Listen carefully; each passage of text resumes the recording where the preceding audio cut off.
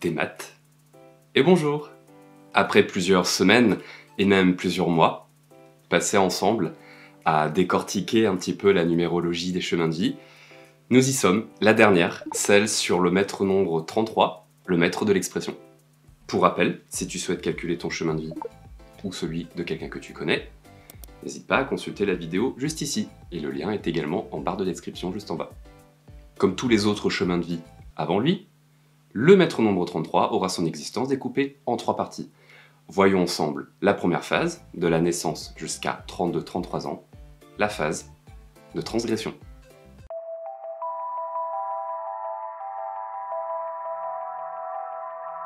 Les natifs du chemin de vie 33 sont des personnes qui sont considérées comme ayant la spiritualité la plus élevée, la plus développée.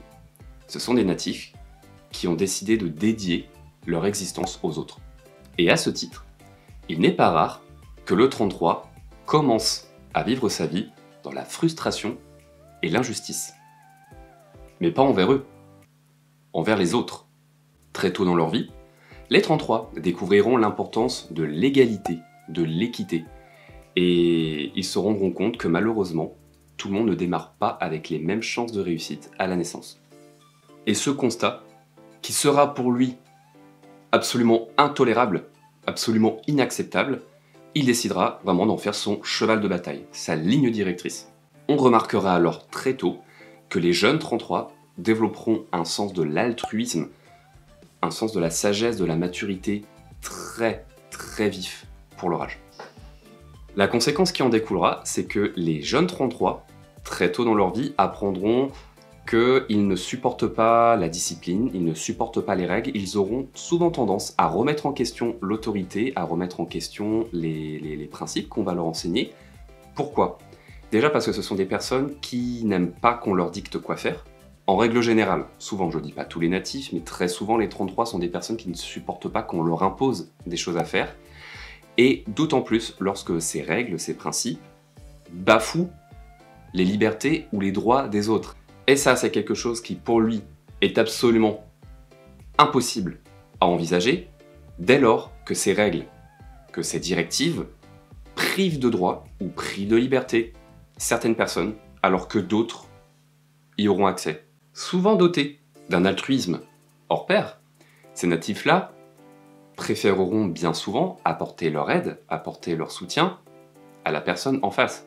Oui, mais le souci, c'est que c'est un altruisme qui peut vite devenir malsain pour eux-mêmes, parce que à trop vouloir aider la personne en face d'eux, ils en arrivent à oublier leurs propres responsabilités qui leur incombent à eux-mêmes, et au final, ils s'abandonnent totalement, ils, entre guillemets, fusionnent avec la personne en face, ce qui n'est pas forcément optimal non plus.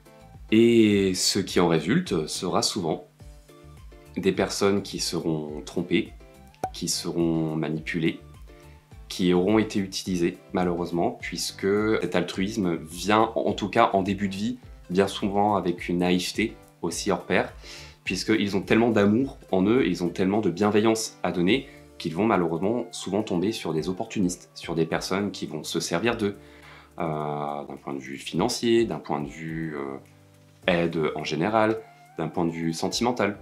Les 33 sont des personnes qui sont réputées pour ne pas être très heureuses en amour, parce qu'ils vont tellement donner, tellement s'abandonner à l'autre, que souvent l'autre va en profiter. C'est là qu'on va commencer à rentrer un petit peu plus intensément dans l'analyse du 33, c'est que lui qui a cet amour énorme à donner, qui a cette envie de connexion à l'autre, va en même temps se couper au niveau émotionnel. Ça veut dire qu'il va dédier tout son temps, toute son énergie à l'autre, à la bienveillance envers l'autre, mais pour autant, lui-même, dans son cercle proche, dans son cercle intime, n'arrivera pas à nouer des relations plus engageantes, à nouer des relations plus solides. C'est au début de sa trentaine que ce trait de personnalité va évoluer et va prendre une autre forme, une forme différente.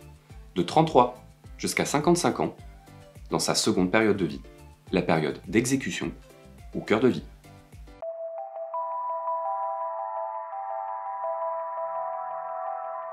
C'est également au cours de cette période qu'il va devoir comprendre toutes les leçons qui vont jalonner son parcours, tout ce qu'il va devoir apprendre, toutes ces croyances parfois limitantes qu'il va devoir remettre en question, bien souvent étant son propre fonctionnement à lui. C'est là qu'il va comprendre ce qu'il a à changer en lui, puisque différents événements vont se produire qui vont le forcer à sortir de sa zone de confort et à remettre un petit peu en perspective ce qu'il croit être bien pour lui. Puisque le natif du 33 est aussi quelqu'un qui se pose énormément la question de ce qui est bien et ce qui est mal.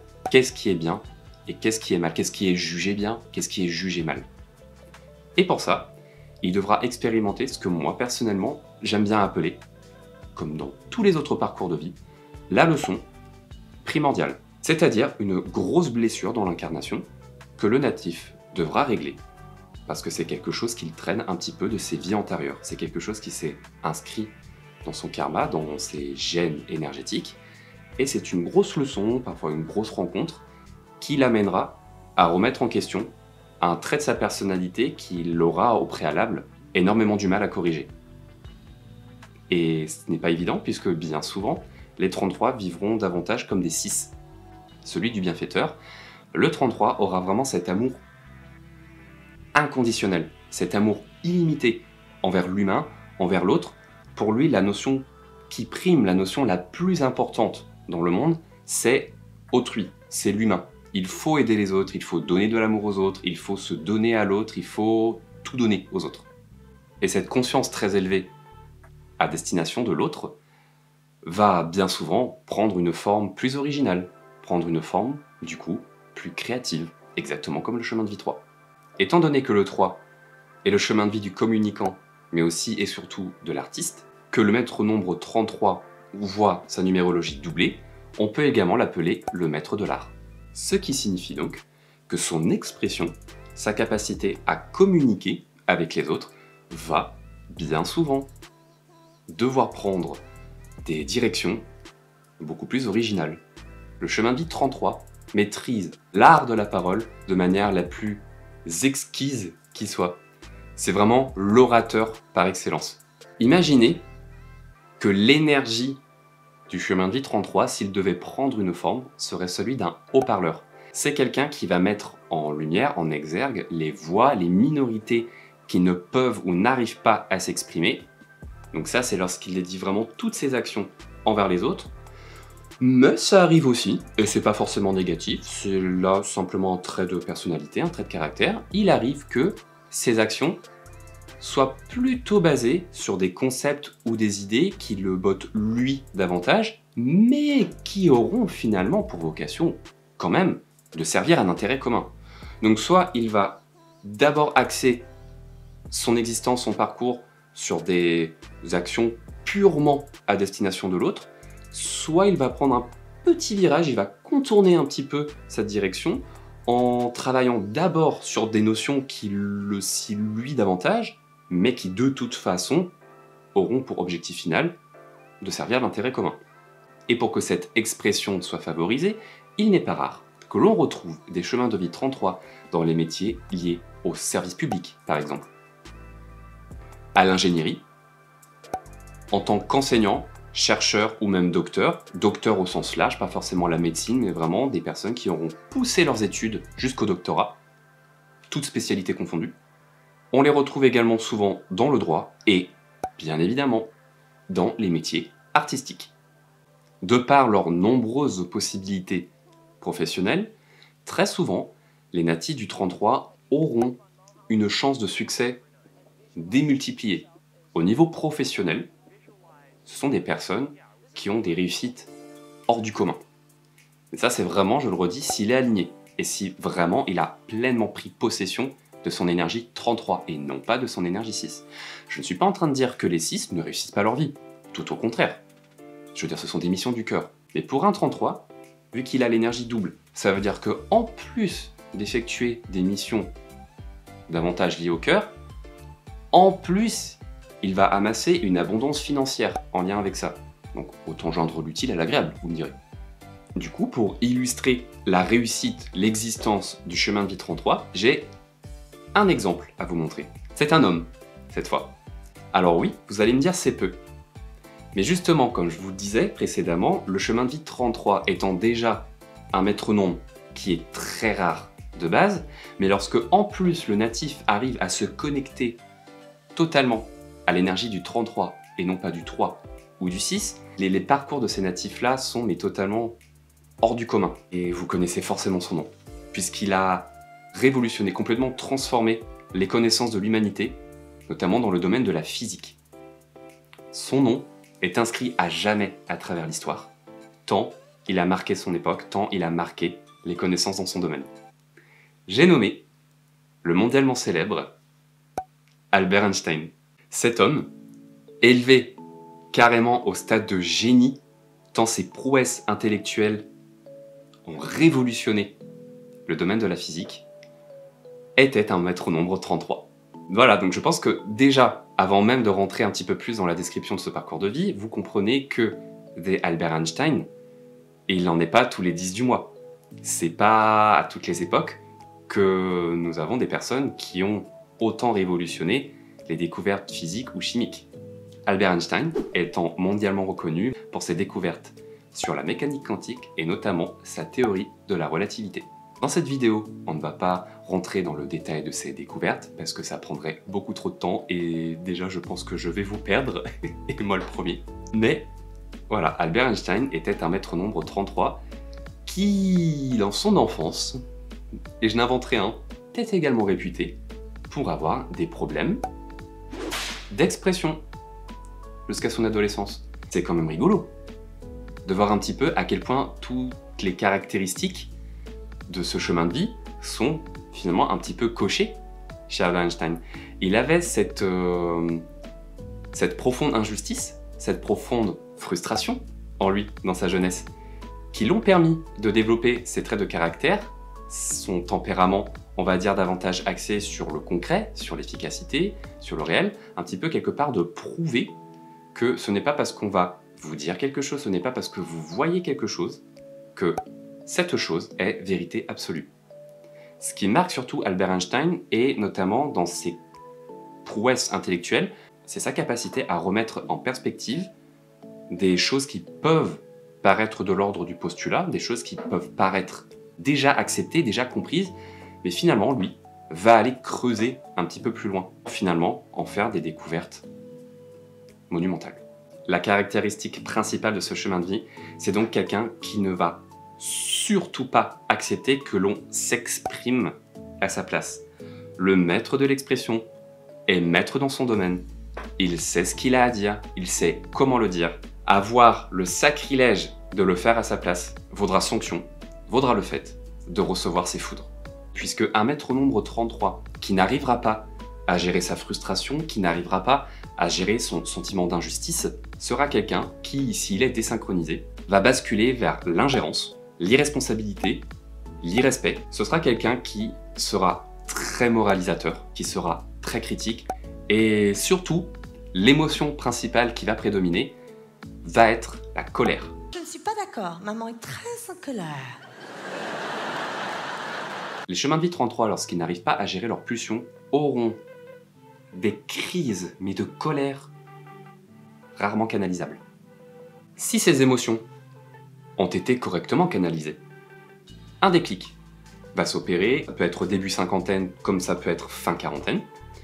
Le 33 va comprendre que j'ai un peu loupé le coche, je suis un peu passé à côté de quelque chose d'important.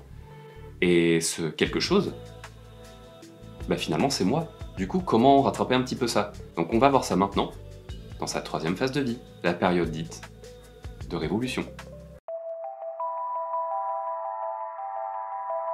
C'est aux alentours de la cinquantaine que les énergies du chemin de vie 33 vont en général pleinement s'activer pour le natif. Il regarde un petit peu sa vie telle qu'elle est, il se regarde lui comme il est, il aura une tendance à l'introspection, quelque part aussi des fois à remettre un peu en question ses propres découvertes, ses propres croyances, de se dire est-ce que finalement ça a vraiment été utile aux autres, est-ce que j'ai bien agi, est-ce que j'ai été une bonne personne, est-ce que ça a suffisamment aidé, est-ce que... On va avoir le chemin de vie 11 qui va avoir ses questionnements basés sur le qui suis-je, le chemin de vie 22 basé sur le comment, le chemin de vie 33, lui, va être beaucoup basé sur le est-ce que.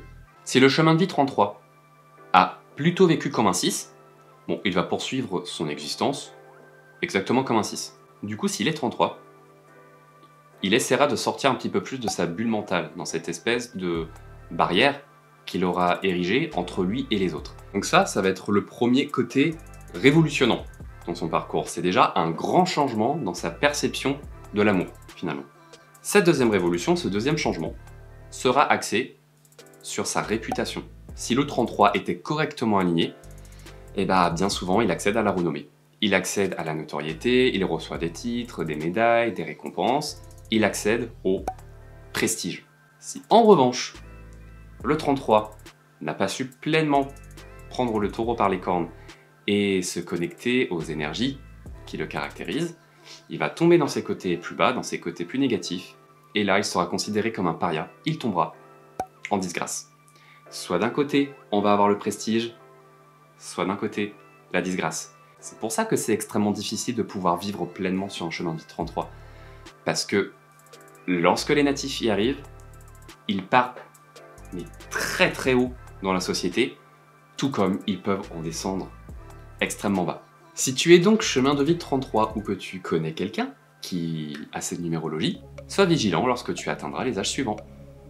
11 ans, 22 ans, 33 ans, 44 ans, 55 ans, 66 ans, 77 ans, 88 ans, et je te le souhaite en excellente santé, 99 ans, et même 100 ans. Cette dernière vidéo touche bientôt à sa fin. Pour conclure, tu peux garder en tête que le chemin de vie 33 est celui du maître de l'expression, et qu'il possède le parcours de vie le plus difficile en termes d'évolution spirituelle. Pour définir le chemin de vie 33, tu peux garder en tête les mots-clés suivants: abnégation, discipline, communication, évidemment expression et perfectionnisme. Le chemin de vie 33 devra acquérir les qualités suivantes: canaliser sa colère, accepter la discipline, faire preuve de raison et surtout ne pas être naïf. La vidéo est maintenant terminée. Le maître au nombre 33 clôture cette série de vidéos que j'ai entamée depuis plusieurs semaines et même depuis plusieurs mois maintenant sur la thématique des chemins de vie. Personnellement, j'ai pris énormément de plaisir à faire ces différentes recherches et à vous les proposer sous ce support-là, à travers le support vidéo. J'espère que déjà ça vous aura plu, j'espère que ça vous aura intéressé. Si vous étiez peu familier avec ces notions-là, j'espère que ça vous aura donné envie de vous intéresser davantage à la spiritualité et à ces différentes notions.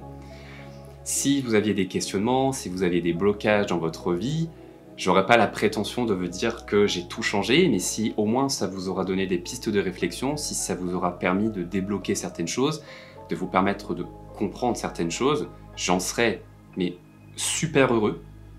Et voilà. Un énorme merci pour votre attention, un énorme merci pour vos retours. Et c'est toujours très intéressant de voir des personnes qui se reconnaissent dans ces incarnations, mais aussi les personnes qui ne s'y reconnaissent pas. Parce que c'est important aussi de voir que ce n'est pas une science exacte et qu'il faut toujours faire preuve de discernement. Il faut être capable de prendre du recul sur ces informations-là, de ne pas prendre ça pour argent comptant, et prendre finalement les informations qui nous parlent, qui viennent à nous, pour, de notre côté, évoluer. Cette thématique étant maintenant terminée, j'ai très hâte de poursuivre les prochains contenus. Je ne vous dis pas sur quoi précisément ça va être, je préfère vous laisser la surprise de la découverte. Je vous invite à rester attentif à la chaîne pour ne pas louper le prochain contenu qui, je l'espère déjà, vous fera plaisir, et surtout que j'ai une masse d'idées à vous préparer, et je vous dis à bientôt pour le prochain contenu.